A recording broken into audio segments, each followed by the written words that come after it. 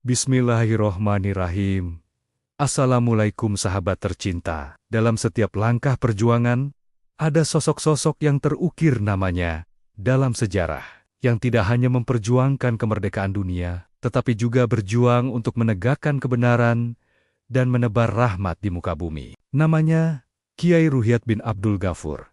Semasa hidupnya biasa disapa Abah Ajengan Ruhiat, lahir pada 11 November 1911. Tapi sebelum kita mulai, jangan lupa untuk like, komen, dan subscribe agar kamu tidak ketinggalan kisah-kisah inspiratif lainnya. Abah Ajengan Ruhiat, pendiri pesantren Cipasung, merupakan ulama yang sangat terkenal dan layak mendapat gelar pahlawan meskipun ia tak mengharapkannya. Ia berkali-kali keluar masuk penjara demi idealismenya dan perjuangannya dalam melawan penjajah Belanda, serta membakar semangat generasi muda untuk melawan penjajah.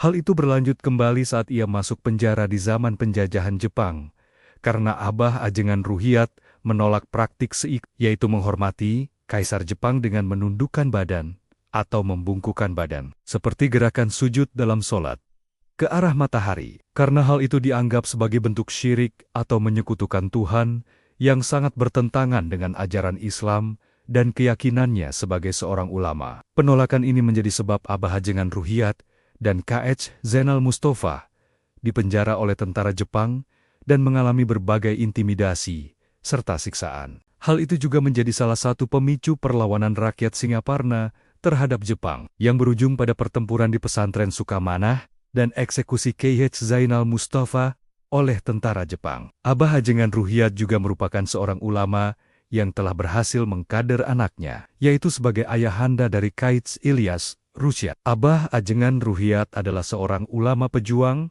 dan pendidik yang sangat visioner, berpikiran jauh melampaui masanya, maju ke depan dalam mengajarkan ilmu kepada santrinya. Masa penjajahan Belanda bukan hal yang mudah untuk mewujudkan cita-citanya dalam berdakwah, mengajar santri, dan membangun pondok pesantren. Selalu ada gangguan aral melintang, teror yang dilakukan oleh baik masa penjajahan Belanda maupun penjajahan Jepang, dan dari pihak lain. Beberapa kali di zaman Belanda, Abah Ajengan Ruhiat selamat dari pembunuhan terencana dan kasat mata. Pada agresi militer kedua, Abah Ajengan Ruhiat masih tetap menjadi incaran pembunuhan Belanda, seperti suasana dulu sebelum merdeka. Peristiwa yang paling mengerikan yang menimpa diri K.H. Ruhiat adalah pada tahun ke-1949.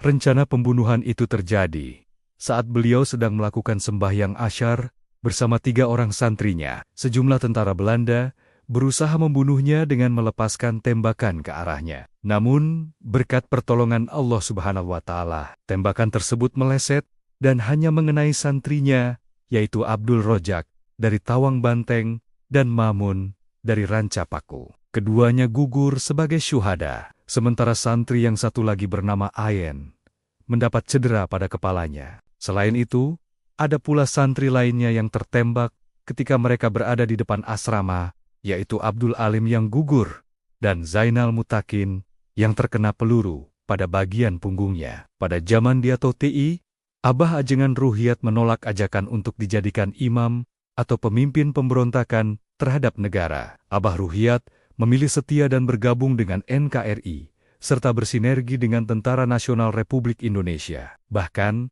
pasukan di atau TI yang ditugaskan membawa Abah Ruhiat ke imam besar mereka, yaitu Kartosuwiryo, namun gagal membawa dan menggotong Abah Ruhiat, karena badan Abah Ruhiat menjadi berat seperti mengangkat berpuluh-puluh ton. Puluhan pasukan di atau TC sedikit pun tak mampu membuat tubuh Abah Ruhiat bergeser. Bahkan, menurut cerita versi lain, Abah Ruhiat seperti nempel melekat kuat di ranjang tidurnya, sehingga menjadi berat.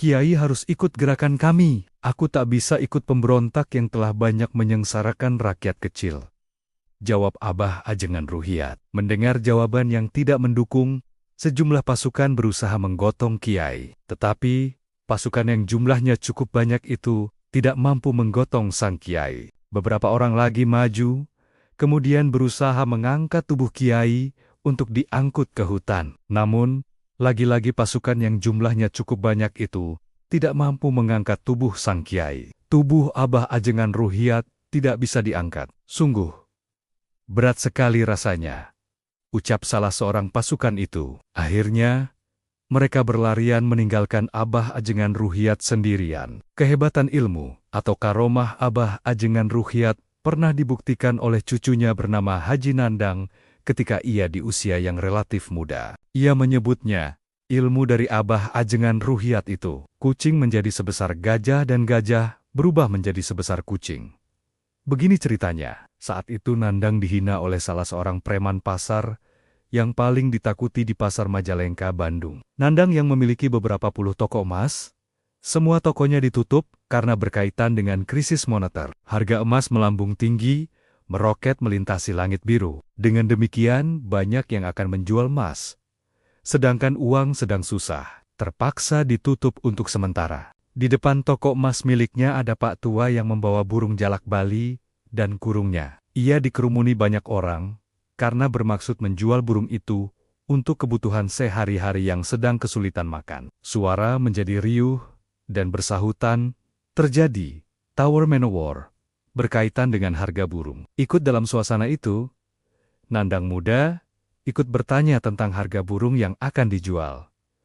Mau dijual berapa burungnya, Mang? Tanya Nandang. Belum sempat dijawab oleh pemilik burung, tiba-tiba si preman yang badannya besar dan penuh tato itu, dengan suara yang memecah kesunyian membelah langit, menjawab dengan nada tinggi dan menghina. Kamu memang punya uang tanya-tanya segala. Dagang saja mau bangkrut, tokonya juga tutup terus. Nanya harga burung lagi? Nggak malu, ejeknya. Tentu saja, sekumpulan orang yang berkerumun itu secara spontan memandang ke arah Nandang. Ada yang menahan tawa, ada yang tadinya nggak tahu masalahnya ikut tertawa, ikut mencibir, dan ada juga yang menatap sinis. Bahkan ada yang menatap iba, merasa dipermalukan. Akhirnya dia pulang menuju rumahnya yang letaknya di belakang toko emasnya yang sedang tutup. Nandang melintasi menelusuri gang sempit, namun atas hinaan itu, hatinya perih. Ibaratnya tertusuk sembilu, dan luka yang menganga tersiram air garam. Tak terasa, sambil ia melangkahkan kaki menuju rumah, matanya tak mampu lagi membendung air matanya yang mengucur di pipinya. Setiba di rumah, ia segera mengambil air wudhu. Saat itu masih bertepatan dengan waktu duha. Meskipun setelah melaksanakan sholat, namun hinaan itu tetap tak hilang begitu saja. Hinaan itu seperti luka lama yang menganga dan tak kunjung sembuh. Tiba-tiba ia ingat dengan amalan yang diberikan kakeknya, yaitu Abah Ajengan Ruhiat, dan ikat pinggang yang pernah diberikan Abah dan diwariskan kepadanya. Saat doa itu dibacakan dan ikat pinggang itu dipakai, keberaniannya menjadi muncul. Ia seperti gajah yang akan mengginiakinjak makhluk kecil, seperti tikus got. Padahal, awal mulanya tikus itu, bentuk aslinya adalah harimau yang lapar, yang siap menerkam siapa saja yang mengganggunya. Singkat cerita, preman yang berbadan besar itu, ia tarik kerah bajunya. Anehnya, di luar dugaan tak ada gerakan, tak ada perlawanan, bahkan puluhan anak buahnya yang menyaksikan tak mampu berbuat apa-apa. Mereka tak segarang ketika ia mari merah saat menagih jatah iuran ke pemilik pasar dan mengga ceking gokok, bahkan menginjak-injak dagangan jika pedagang dianggap rewel. Namun saat itu mereka hanya melongo dan tak mampu mengedipkan mata pun tak sanggup. Si preman sombong itu disandarkan ke tiang listrik, dan ia pukul dengan tangan kanannya tepat ke bagian tengah dadanya. Sang preman yang namanya termasyur dan membuat merinding siapapun yang bersinggungan dengannya, hanya satu kali pukulan terjatuh pingsan, tanpa ada perlawanan sedikit pun. Itulah karomah ilmu Abah Ajengan Ruhiat yang pernah dititipkan dan diijazahkan kepada salah seorang cucunya. Banyak karomah-karomah kesaktian Abah Ajengan Ruhiat yang tidak bisa diungkap satu persatu kedahsyatannya. Abah Ajengan Ruhiat Cipasung, saat usianya masih muda, termasuk sosok yang berani. Suaranya yang menggelegar mampu membungkam dan membius ribuan mulut manusia. Ucapannya menggetarkan hati yang mendengarkannya. Diceritakan siang itu, pria berumur 34 tahun, ia pergi ke alun-alun Tasikmalaya. Dia kemudian berdiri tegap di atas babancong, podium terbuka yang tak jauh dari pendopo kabupaten. Sambil menghunus pedang, ia berpidato, menyatakan dengan tegas bahwa kemerdekaan yang sudah diraih bangsa Indonesia cocok dengan perjuangan Islam. Ucapan Abah Ruhiat itu benar-benar telah membakar semangat generasi muda. Oleh karena itu, kata dia, kemerdekaan harus dipertahankan dan jangan sampai jatuh kembali ke tangan penjajah. Ia meneriakkan pekik merdeka seraya menghunus pedangnya itu. Dialah Ajengan Ruhiat, tokoh Islam pertama di Tasikmalaya yang melakukan hal itu. Tak lama setelah berita proklamasi kemerdekaan Republik Indonesia sampai ke Cipasung, meski berkali-kali ia keluar masuk penjara di zaman kolonial Belanda, tapi tak membuatnya jerah. Semangat dan keberaniannya tetap menyala, berkobar di dadanya. Mengenai Abah Ajengan Ruhiat, secara nasab keilmuan agama, Abah Ajengan Ruhiat Cipasung mempersiapkan diri untuk belajar mencari ilmu secara langsung dengan ulama-ulama besar yang sanad keilmuannya bersambung ke gurunya sebagai muasis Nahdlatul Ulama, yaitu Syach Khalil Bangkalan Madura. Masa remajanya ia banyak menghabiskan waktu dengan belajar ilmu agama di pesantren Cilengah, sebuah pesantren terkenal saat itu, yang diasuh oleh Keith Sobandi atau Syabandi, yang merupakan murid dari Keith Mahfudz Tremas. Ia mengaji di pesantren tersebut dari tahun 1922 sampai tahun ke-1926, kemudian ia melanjutkan pengembaraan mencari ilmu ke pesantren-pesantren lain. Pada tahun 1927 sampai dengan tahun 1928, ia mengaji ke pesantren Sukaraja Garut di bawah asuhan K.H. Emet, pesantren Kudang Cigalontang, Tasikmalaya asuhan K.H. Abbas Nawawi, dan pesantren Cintawana asuhan Kiai Toha.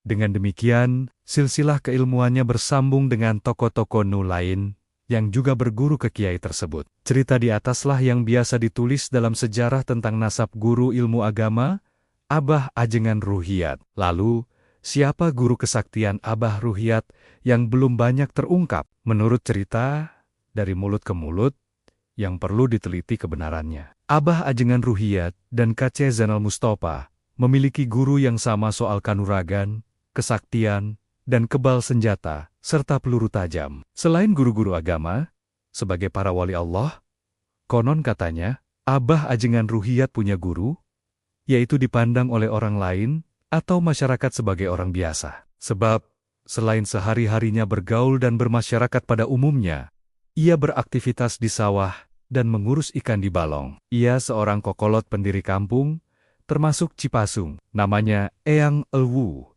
atau biasa dipanggil Uyut Elwu. Perawakannya kecil, ia sering mengenakan kampret hitam dan sarung berbelit di pinggangnya. Badannya kurus, kulitnya burik, sebagaimana umumnya petani yang sering terkena sengatan sinar matahari. Dan tatapan sorot matanya sangat tajam. Penampilan itulah yang sering dianggap orang biasa, padahal punya sisi kelebihan soal ilmu kanuragannya, yang jarang ia pertontonkan ke masyarakat. Bahkan, wejangan Eyang Elwu ini, yang disampaikan ke Abah Ajengan Ruhiat, tercatat dalam buku K.H. Ilyas Ruhiat Ajengan Cipasung, yang redaksinya intinya seperti ini. Musuh jangan dicari, kalau ada, jangan lari. Dari sinilah, Abah Ruhiat sangat berlaku sopan santun, baik, dan tawadu kepada siapapun tamu yang datang. Tapi sebaliknya, ia tak mundur sedikit pun jika ada tamu yang tak diundang, bermaksud menantang. Eyang Elwu, sosok tidak terkenal, bahkan sulit digali informasi yang utuh. Begitupun saat di-tracking di Google, tak ada yang menjelaskan atau muncul nama tersebut. Begitupun tak ada satupun buku referensi atau yang menulis dengan ulasan lengkap tentang siapa sebenarnya dia. Hanya informasi yang liar dan terjaga dari mulut ke mulut. Selain masyarakat pada umumnya, ia seorang penunggu makam di sekitaran tak jauh dari Mancipasung. Menurut cerita, makam itu adalah pertapa sakti suami istri dari Mataram, Jawa Tengah. Dan Eyang Elwu pun saat meninggal dimakamkan di sana, tak jauh dari makam itu di bawah pohon beringin besar. Konon, salah satu kesaktian Eyang Elwu yang menjadi buah bibir masyarakat setempat, semasa hidupnya, ia bisa merubah membelokkan saluran air Cisaruni, jadi terbagi dua ke arah yang menanjak, dan berbelok dalam waktu semalam, sehingga terbangun kolam yang cukup besar, yang tidak masuk logika biasanya. Air secara alamiah, atau sifat dasarnya, mengalir ke tempat yang lebih rendah, tapi ini mengalir ke tempat yang lebih tinggi. Dan hingga kini, kolam tersebut masih ada dan dipergunakan untuk kolam ikan. Sekarang di kompleks pesantren di Cipendewi, Desa Cipakat, Singaparna. Semoga kisah inspiratif dari Abah Ajengan Ruhiat dapat menjadi teladan bagi kita semua untuk terus memperjuangkan kebaikan dan menegakkan nilai-nilai agama dalam setiap aspek kehidupan. Semoga Allah Subhanahu wa Ta'ala memberikan kita kekuatan dan keberanian seperti yang diberikan Nea kepada beliau untuk senantiasa berjalan di jalannya, berjuang untuk agama dan bangsa. Amin. Jika kamu merasa video ini bermanfaat, jangan lupa untuk like, komen, dan subscribe, serta bagikan kepada tuan timenmu agar lebih banyak yang terinspirasi. Wassalamualaikum warahmatullahi wabarakatuh.